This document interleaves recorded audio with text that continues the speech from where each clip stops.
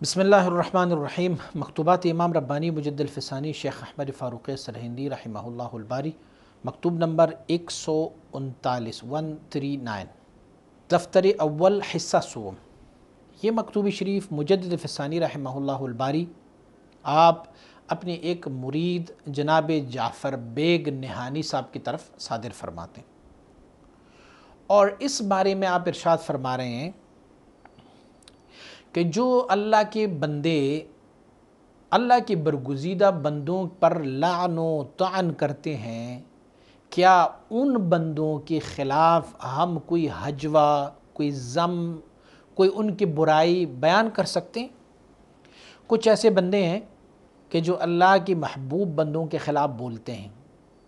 جیسے آج کل بھی بکثرت ہیں اولیاء اللہ کے خلاف، تو کیا ان بندوں کو ہم انہی کی زبان میں جواب دے سکتے ہیں؟ اگر ہم یہ سوچیں گے کہ یہ مسلمان ہے، یا یہ سوچیں گے کہ یہ بھی تو کلمہ پڑھتے ہیں اور اللہ کی ولیوں کے خلاف یہ بھونکتے ہیں، تو کیا ہم ان کو جواب دیں یا نہ دیں؟ یعنی ان کی گالیوں کی جواب گالیوں میں دے دیں یا نہیں دیں؟ آپ مبارک ان کو ارشاد فرماتے ہیں کہ اللہ کریم آپ کو سلامت رکھیں کہ آپ نے فقراء کی حال احوال کو پوچھا، اور اللہ آپ کی حضور اور غیابت دونوں کو ایک جیسے رکھیں۔ یعنی آپ جیسے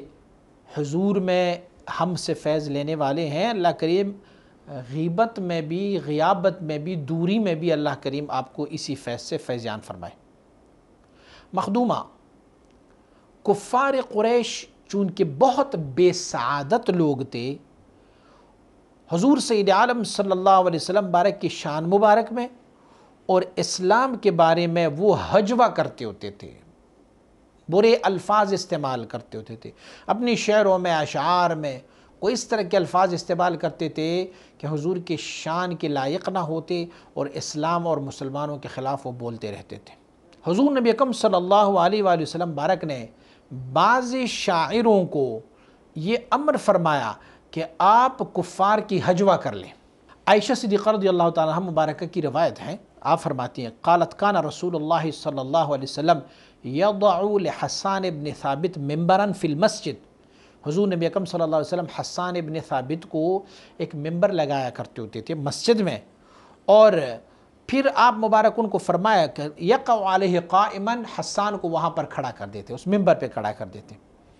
اور حضور نبی اکرم صلی اللہ علیہ وآلہ وسلم ان کو فرمایا کرتے ہوتے تھے کہ کفار کی ہجوہ کر لو اور اپنی نبی اور اسلام کی تعریف کر لیا کرو۔ اور پھر حسان ابن ثابت کی وَأَحْسَنُ مِنْكَ لَمْ تَرَ قَطُّ عَيْنِي وَأَجْمَلُ مِنْكَ لَمْ تَلِدِ النِّسَاءُ خُلِقْتَ مُبَرَّأً مِنْ كُلِّ عَيْبٍ كَأَنَّكَ خُلِقْتَ كَمَا تَشَاءُ، اور حضور کی مدح سرائی فرمایا کرتے ہوتے تھے، اور پھر کیا ہوتا؟ کفار کی ہجوہ کرتے، ان کی ذم بیان کرتے ہوتے تھے، ان کی برائی بیان کرتے ہوتے تھے کہ کفار میں یہ کام ہے۔ اس روایت کو امام بخاری نے ذکر کیا ہے، اور استیعاب میں حضرت ابن عبد البر سے روایت ہے کہ کعب بن مالک رضی اللہ تعالیٰ عنہ آپ مبارک فرماتے ہیں قال یا رسول اللہ ماذا ترى فی الشعر، شعر کے بارے میں آپ کیا فرما رہے ہیں؟ کعب بن مالک رضی اللہ تعالیٰ عنہ نے پوچھا، فقال ان المؤمن یجاہد بسیفہ ولسانہ، کچھ مومن مسلمان تلوار سے جنگ کرتے ہیں، اور کچھ مومن مسلمان جو ہے وہ اپنے لسان کے ساتھ تبلیغ کرتے ہیں، تقریر کرتے ہیں، بہت خوبصورت اشعار پڑھتے ہیں۔ دیکھو نا، مجاہدین جب میدان کارزار میں ہوتے ہیں نا، کوئی ایک شاعر بھی ایک ایسے جذباتی شعر پڑھے نا تو ان کا جذبہ ابھرتا ہے، اور وہی شعراء میں سے حضرت حسان ابن ثابت رضی اللہ تعالیٰ عنہ آپ مبارک جو ہے وہ ہجوہ بیان کرتے تھے کفار کے۔ حضور نبی اکرم صلی اللہ علیہ وسلم نے ان کو حکم فرمایا تھا کہ ہجوہ بیان کرو۔ حضرت براء رضی اللہ عنہ سے روایت ہے قال قال نبی صلی اللہ علیہ وسلم یوم قریظہ، جنگ قریظہ جب ہو رہی تھی تو حضور نے حسان ابن ثابت کو فرمایا احجل المشرکین، مشرکین کی ہجوہ بیان کرو، ان کی ذم بیان کرو۔ تو فرمایا فإن جبریل معک، جبریل آپ کے ساتھ ہے۔ وکان رسول اللہ صلی اللہ علیہ وسلم یقول لحسان، حسان رضی اللہ عنہ کو حضور فرمایا کرتے تھے اجب عنی، میری طرف سے جواب دو کفار کو، یعنی ان کی ذم بیان کرو، ان کی برائی بیان کرو۔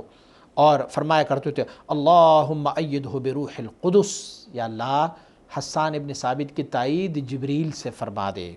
یہ روایت بھی متفق علیہ ہے۔ حضرت عائشہ رضی اللہ تعالیٰ روایت فرماتی ہے کہ رسول اللہ صلی اللہ علیہ وسلم نے فرمایا قال احجو قریشا، قریش کی حجوہ کرو، فإنہ اشد علیہم، قریش پر یہ بات تلوار کی اور پتھروں کی بارش سے زیادہ سخت لگتا ہے کہ جب آپ شعر میں اس کی حجوہ بیان کرتے ہیں۔ اس روایت کو مسلم بھی روایت کی ہے اور مشکات نے بھی ان کو روایت فرمایا۔ تو معنی یہ ہے کہ مجدد رحمۃ اللہ تعالی اس کو دلیل بنا کے اپنے اس سالک جعفر بیگ نہانی صاحب کو فرما رہے ہیں کہ آپ نے بھی ان لوگوں کے جو اللہ کے دشمن ہیں اور اہل اللہ کے دشمن ہے، اللہ کے برگزیدہ بندوں اولیاء اللہ پر حجوہ کرتے ہیں، ان کی تذمیم کرتے ہیں، تو آپ بھی ان کی ذم اور حجوہ اور تذمیم بیان کرتے رہو۔ شاعر جو حسان ابن ثابت ہے وہ ممبر پر کھڑے ہو جاتے، وہ اشعار حجویہ کفار برملا میں خواند، اور کفار کی حجوہ والی اشعار کو برملا پڑھتے رہتے تھے۔ آپ پڑھتے رہتے تھے کہ کفار کی یہ بات ان کی ذم کیا کرتے ہوتے تھے، یہ آپ پڑھتے رہتے تھے۔ اور حضور نبی اکرم صلی اللہ علیہ وسلم ان کو فرمایا کرتے ہوتے تھے اللہم ایدہ بروح القدس، یا اللہ اس کی تائید فرما روح القدس کے ساتھ۔ اور کبھی فرمایا کرتے ہوتے تھے کہ روح القدس باعوست، فرمایا کرتے ہوتے تھے کہ روح القدس حسان ابن ثابت کے ساتھ ہے، ان کی تائید کرتے ہیں۔ لیکن ایک بات یاد رکھو کہ لوگ آپ کو تکلیف دیتے ہیں نا، ایذا دیتے ہیں، وہ آپ کیا کریں؟ یہ تو عشق کی غنیمتیں ہیں جو آپ سمیٹ رہے ہو۔ عشق کوئی آسان کام ہے؟ جب عشق کرو گے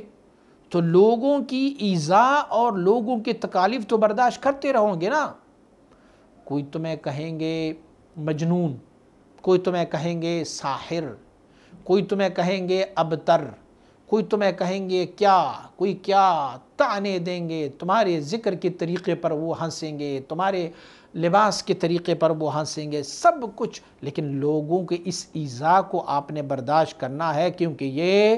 غنیمت عشق سے ہے، عشق کی غنائم ہے، عشق کی غنیمتیں ہیں جو ہم سمیٹ رہے ہوتے ہیں۔ حضرت بایزید بسطامی رحمۃ اللہ تعالی کے بارے میں منقول ہے، اگرچہ روایت میں ضعف بھی موجود ہے،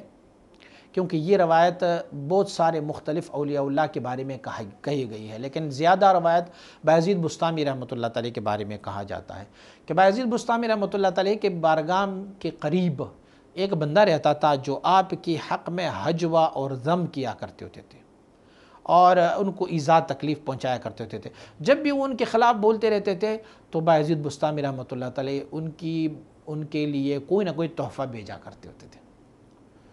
بندے کو آخر خیال آیا کہ اتنا عرصہ ہوا جب میں ان لوگوں کی برائی بیان کرتا ہوں تو یہ لوگ مجھے تحفے تحائف بھیج دیتے ہیں،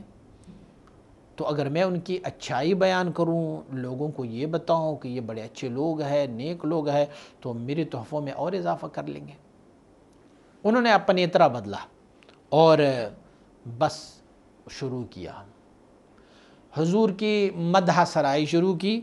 اور بایزید بسطامی رحمۃ اللہ تعالی کی بارگاہ میں اچھے اچھے اشعار لکھنا شروع کیا، لوگوں کو بتانا شروع کیا۔ جب اس نے یہ کام شروع کیا تو بایزید بسطامی رحمۃ اللہ تعالی نے وہ جو تحائف ان کو بھیجا کرتے تھے وہ روک لیے، تحائف روک لیے۔ کچھ عرصے کے بعد وہ بندہ خود آیا، ان سے پوچھا عرصہ ہوا تھا کہ میں آپ کی حجوہ اور مذمت بیان کرتا رہتا تھا تو آپ مجھے تحفے تحائف بھیجا کرتے ہوتے تھے، اور آج کل میں آپ کی مدح کر رہا ہوں لیکن آپ مجھے کوئی تحفہ نہیں بھیج رہے ہیں۔ تو آپ نے جواب دیا، فرمایا جس وقت آپ میری مذمت کر رہے تھے، میرے لیے برائی کے الفاظ استعمال کرتے ہوتے تھے، میں تمہیں تحفے اسی لیے بھیج رہا تھا کہ آپ اپنی نیکیاں مجھے دے رہے تھے،